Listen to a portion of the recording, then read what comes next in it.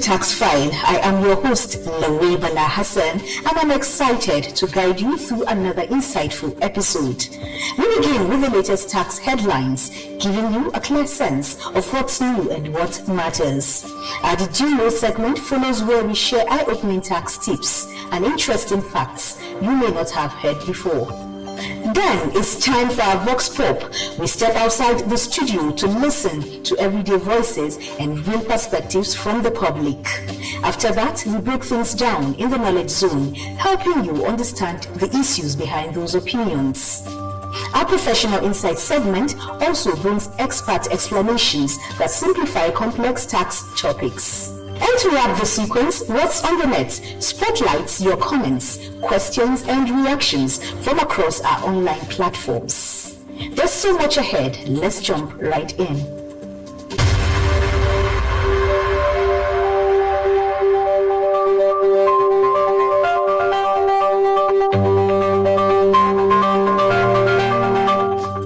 And now, the news.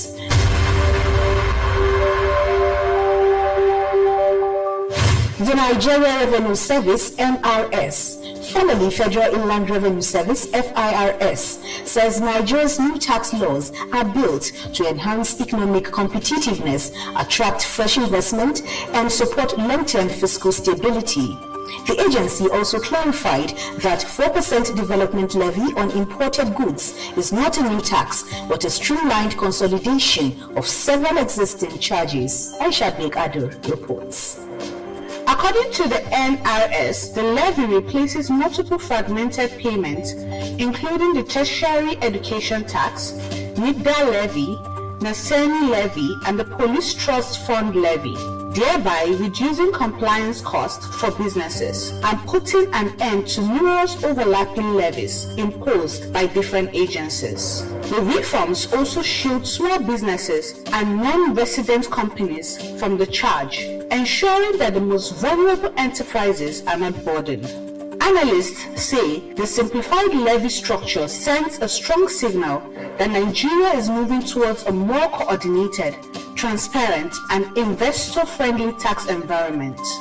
Concerns had also been raised about the future of free trade zones under the new laws.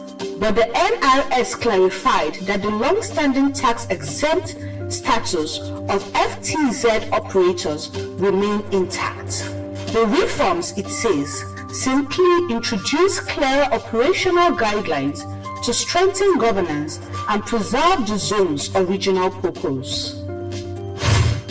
The Presidential Fiscal Policy and Tax Reforms Committee has announced the selection of 20 Nigerian digital content creators who will undergo a special training program aimed at improving public understanding of the country's new tax laws. The shortlisting came after a public nomination exercise that garnered 8,591 submissions for over 200 creators. Evelyn Shija has that report. The selected creators, chosen based on the size of their combined followership across major social media platforms such as YouTube, TikTok, Instagram, Facebook, and X. The training under the program titled Influencing for Good is intended to equip them with accurate, balanced, and clear knowledge of the new tax reforms so that they can educate and inform their followers. The initiative reflects a broader push by the government to boost tax literacy and ensure citizens get reliable information about the reform's implications. With the commencement of the new tax regime, business owners, particularly small and medium-sized enterprises (SMEs), are voicing significant concerns over potential harassment and illegal levies. Top government officials have moved to reassure the business community, emphasizing that reforms are designed to eliminate, not encourage, abusive practices. Ejura Etu Opanachi reports. The chairman of the Presidential Committee on Fiscal Policy and Tax Reforms, Mr. Taiwo Oyedele, firmly stated that the new Nigeria Tax Administration Act, Entity A 2025, prohibits multiple taxation and unauthorized levies. He clarified that local government needs the power, stating that all taxes be paid through clear, digital, and traceable channels. Any official demanding cash or acting outside the law will face sanctions for extortion. Executive Chairman of Nigeria Revenue Service (NRS), Zak Adedeji, reinforced this position, stressing that the reform marks a shift to voluntary compliance built on trust and clarity. He warned against the incorrect application of the new rules, such as wrongful withholding tax deductions, and confirmed that the NRS is deploying technology for transparency, ensuring payments are verifiable with no room for cash collection. Both officials stated their commitment to sustained engagement and taxpayer education to ensure full understanding of the new obligations and protections, especially for small businesses. And that wraps up the news. Let's now join Mariam on the Vox Pop segment.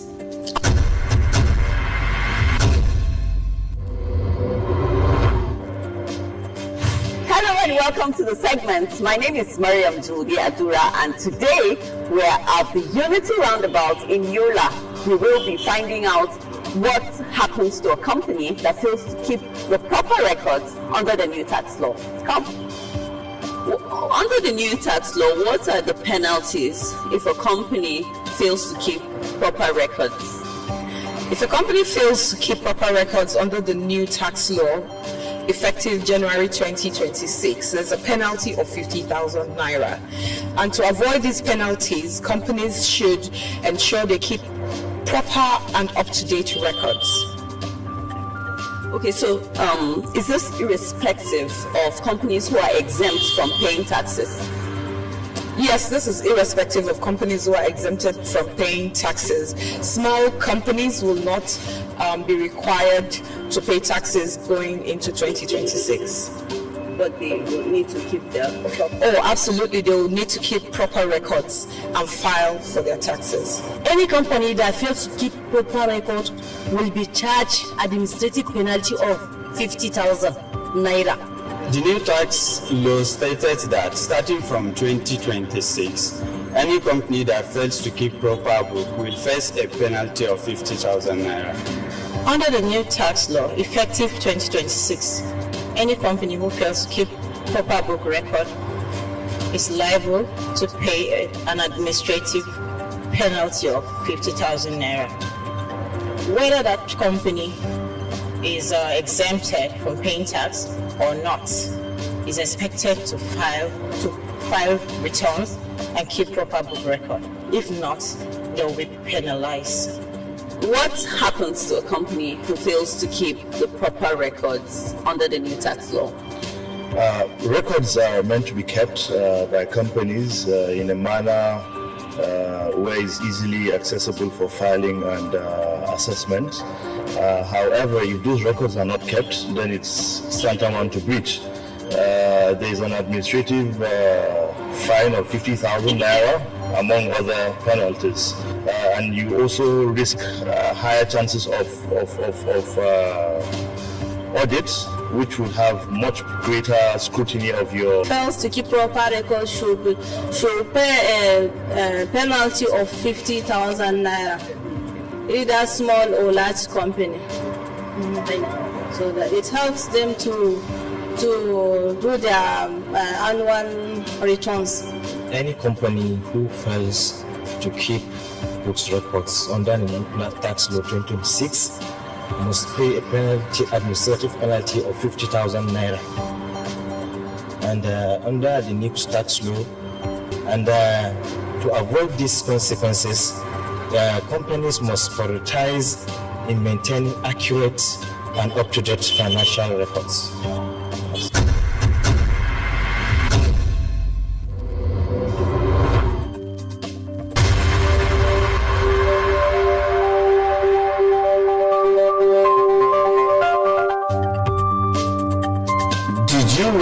It is mandatory for businesses to maintain proper accounts, books, and records that allow for the correct determination and filing of tax liabilities.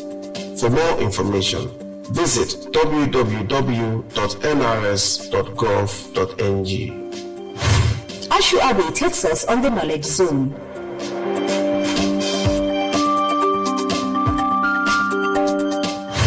Hello and welcome to Knowledge Zone, where we dive deeper into interesting conversations had on the streets. I remain your host, Ashu Abe. On today's episode, we'll be talking about what happens if a company fails to keep proper books under the new tax law. The Act makes it mandatory for businesses to maintain proper accounts, books, and records that allow for the correct determination and filing of tax liabilities.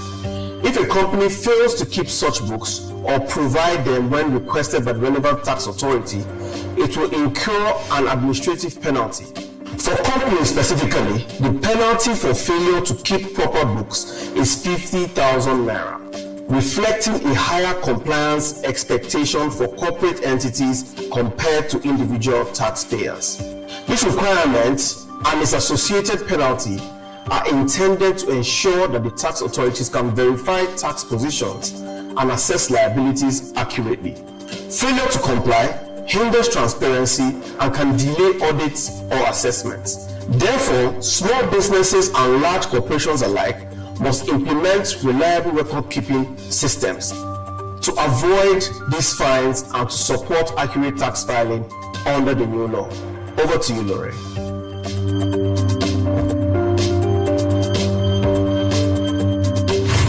And now to our Professional Insight segment.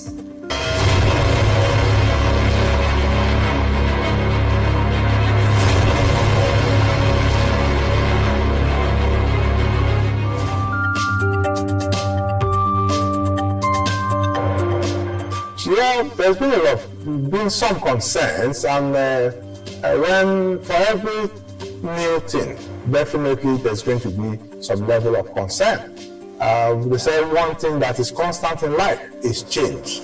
So when Nigeria is reforming, the first thing is people to understand why reforms. Reform means there is a form, and people felt that form was not good. Or we've all agreed that that form was not good enough. So what we need to do is to reform. And reform means there's going to be a new shape. And forming a new shape, there's going to be some level of panability, which means some people are going to, there's going to be some level of pinching, denting, pain, and there's going to be a level, a bit of fresh air for a lot of people. But by and large, what do we have? That breath of fresh air is supposed to be the major aspect. And so when we talk about tax reform, this tax reform has now come to what? Simplify the tax system, harmonize fragmented tax system that we have, also provide simple rules, clarity, coherence, and also update our tax system with what applies world over and in line with present realities. We have laws that have been archaic, laws of 1939 that has been still applied today. And so the tax reform came to change that. Now, if people have been used to that before now, changing that will mean that they need to change themselves. They need to change the way they do business, the way they pay taxes. They need to change the way they report in some instances. And of course, people don't like those changes. Let me go specifically. Lack of understanding also can be the result. Looking at those who have been raising concerns, some are actually genuine, and some have even come from quarters where we consider as experts in the field. But we also need to what is the context for every information that comes out, or for every concern, there's also a context. Now, the context may be from the perspective of the person making that concern, because he may be affected one way, but he may be a stakeholder, while the majority of stakeholders can have better opportunity. Now, talking about specifically about the reforms. Before today, businesses with a threshold of 25 million are the ones exempt from tax, income tax now. But today in the new tax law, businesses with a turnover of 100 million are exempt. Is that not a good thing for Nigerians and for small businesses that can grow and thrive before they start paying taxes?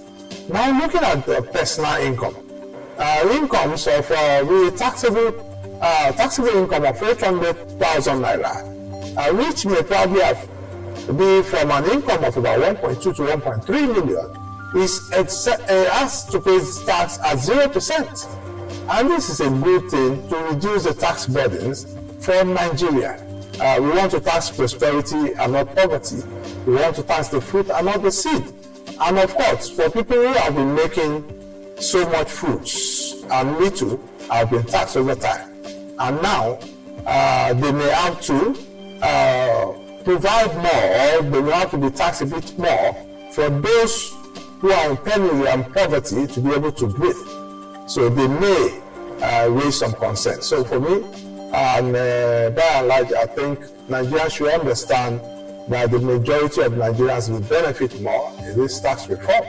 And those concerns that have been raised, I'm sure that we've been responding to them in many quarters. You watch interview by the chairman of the NRS, watch interview by the chairman of the Presidential Committee. Most of them have been dealt with. And I think we can move on and enjoy the implementation of the new reforms while people start getting the gains of the reform.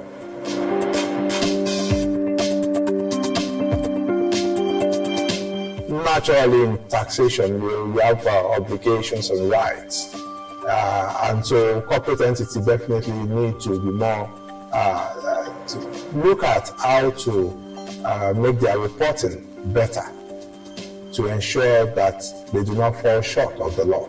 So they need to look at the incentive management. They need to look at keeping their books properly. They need to keep their expenses well. They need to record their income appropriately. Classify their income, classify their expenses well. So it will help them to ease the burden of declaration and also explaining to the taxman. Now, corporate entities also have other obligations like declaring their tax planning schemes to the tax authority. So we do not go from era of planning to evasion. So we all know they say tax avoidance. Tax avoidance is allowed using the loopholes. We've seen that in recent time, people have moved to what we call aggressive tax avoidance, which mostly led to tax evasion. So before they skill into tax evasion, the law now mandates them to declare their tax avoidance scheme to the tax authority. And so corporate entities need to be more responsive and more responsible in their reporting. And so, and to review the laws adequately, develop their strategy, develop proper strategy that will make them comply appropriately. Now we believe that tax is neutral. So the consideration for tax is when you have made profits.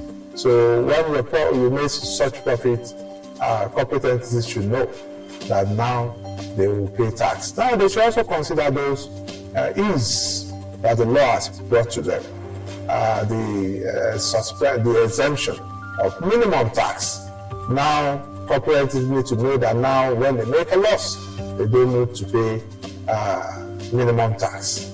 And for those large corporates, the multinational enterprises that are in scope for what we call the effective tax rates, when they have a global turnover of 750 million euro, they need to understand that there's a new regime for effective tax rates, which of 15%, upon which they will pay if their effective tax rate is not 15%, they may need to pay a top-up tax. So corporates, multinational enterprises, or constituted companies under a multinational enterprise need to understand this and know that this is a new obligation. Large companies, large corporates with turnover of 50 billion also have this obligation of the new effective tax rate. So they need to understand this in all their plans.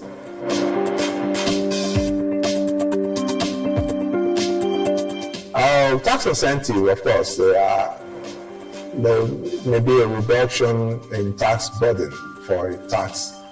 They are used as a way of compensating businesses or a way of mobilizing investments. And now there's been some level of change in the administration of tax incentive.